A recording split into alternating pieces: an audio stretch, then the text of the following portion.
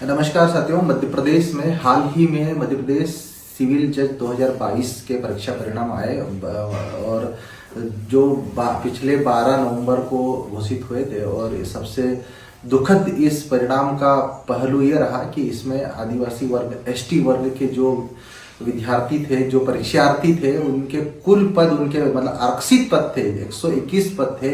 इन 121 पदों में एक भी छात्र का चयन नहीं किया गया।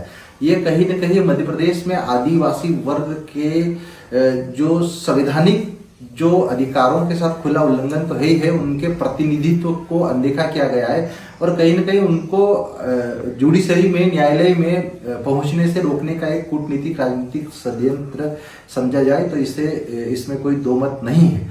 आपको सभी को मैं बताना चाहता हूं कि मध्य प्रदेश में एसटी एससी वर्ग के आरक्षण के हमेशा से धज्जे उड़ाती जा रही है। जो सिविल जज 2022 के परीक्षा परिणाम हुए हैं, ये बहुत ही निराशाजनक और बहुत ही दुखद है, क्योंकि इस परीक्षा परिणाम में एक जो प्रारंभिक परीक्षा हुई थी, आपको ये भी बता दूं कि सिविल जज बनने के लिए 3 चरणों में परीक्षा आयोजित की जाती है। इसमें प्रारंभिक परीक्षा होती है, उसमें मेंस होता है और इंटरव्यू होता है और तीनों में पास होना जरूरी होता है। प्रारंभिक परीक्षा के लिए सभी के लिए 55% मार्क्स लाना रहता है और मेंस में एसटी जनरल वर्ग के लिए 55% और एसटी एससी वर्ग के लिए 45% अनिवार्य है और इंटरव्यू में 50 में से 20 मार्क्स लाना होते हैं। दुख की बात यह है कि जो मध्य प्रदेश सिविल जज 2022 के परीक्षा परिणाम आए, उसमें इंटरव्यू तक एक भी आदिवासी बच्चे को नहीं लिया गया, सारों को मेंस में फेल कर दिया गया। और आपको इसमें फेल करने का भी एक बड़ा कारण ये रहा है कि 2017 तक जो सिविल जज की परीक्षा होती थी, उसमें जो 4 पेपर होते थे उसमें 45 मार्क्स, मतलब चारों को मिला के 45 मार्क्स का एक परसेंटेज जो एवरेज होता है वो लाना जरूरी होता था। लेकिन 2017 के बाद सभी पेपर में 45 मार्क्स लाना अनिवार्य कर दिया गया। ये कहीं ना कहीं जो उनके प्रतिनिधित्व को एसटी एससी वर्ग को रोकने का कहीं ना कहीं कूटनीतिक षड्यंत्र है। जब 2019 में सिविल जज की परीक्षा हुई थी तो 2019 में टोटल 88 पद थे। 88 पद में जब फाइनल रिजल्ट आया तो उसमें टोटल 7 आदिवासी वर्ग के युवाओं का चयन हुआ था। उसमें एक अनरिजर्व मतलब सामान्य कैटेगरी से उस छात्र का चयन हुआ। 2019 के बाद 2021 में परीक्षा हुई, उसमें टोटल 114 पद थे और 114 में केवल 5 एसटी वर्ग के छात्रों का सिविल जज के लिए चयन किया गया, बाकी सारे पद बैकलॉग में भरे गए। हाल ही में सरकार ने निर्णय लिया है कि 3-4 बार जब एग्जाम होगी और जब बैकलॉग के पद नहीं भरे जाएंगे तो उनको सामान्य में कन्वर्ट कर दिया जाएगा। तो ये कहीं न कहीं आदिवासी वर्ग के लोगों को जुडिशरी में, न्याय व्यवस्था में जाने से रोका जा रहा है। आज हाल ही में मध्य प्रदेश के अलीराजपुर जिला जेल का मैंने दौरा किया।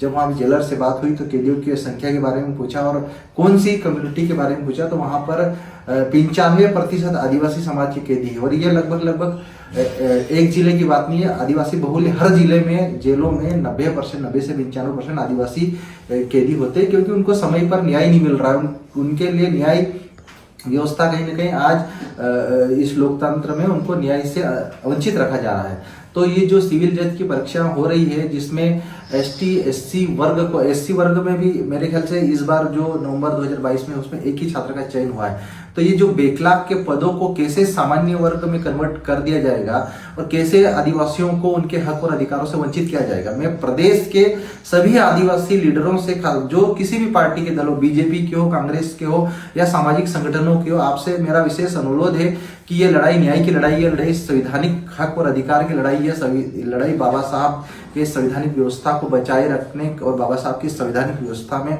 वंचित तबके को उनका हक और अधिकार देने की लड़ाई है। और इस अगर समय पर अगर हम नहीं जागे और ये जो सिविल जज के जो 121 पद जो जीरो मतलब एक भी पद नहीं भरा गया था, ये जल्दी अगर हम लोग नहीं लड़ेंगे मिलके तो इनको सामान्य वर्गों को बांट दिया जाएगा और हमारे आदिवासी समाज का जो इस संवैधानिक व्यवस्था में प्रतिनिधित्व होना चाहिए वो शून्य हो जाएगा।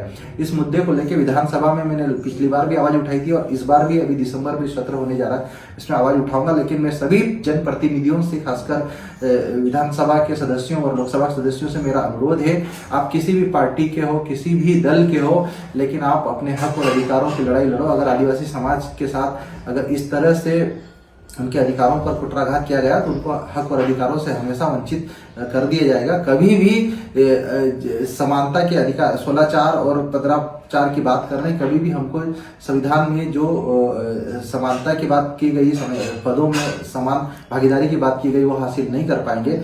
तो मैं आप सभी बुद्धिजीवियों से अनुरोध कर रहा हूं कि जो सिविल जज परीक्षा में जो ST/SC वर्ग के साथ जो धोखा हुआ है, मिलकर हम विधानसभा में आवाज उठाएं, मिलकर सरकार से मांग करें कि ST वर्ग के विद्यार्थियों का चयन किया जाए।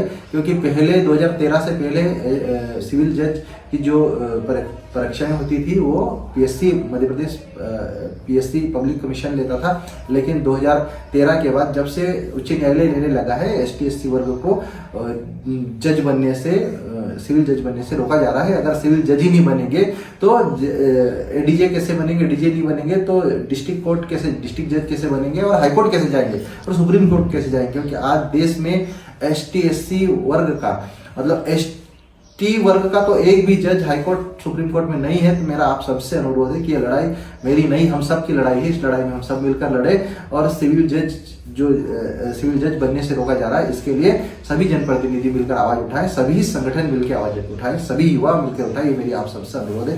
सभी को जय जोहार, जय आदिवासी, जिंदाबाद।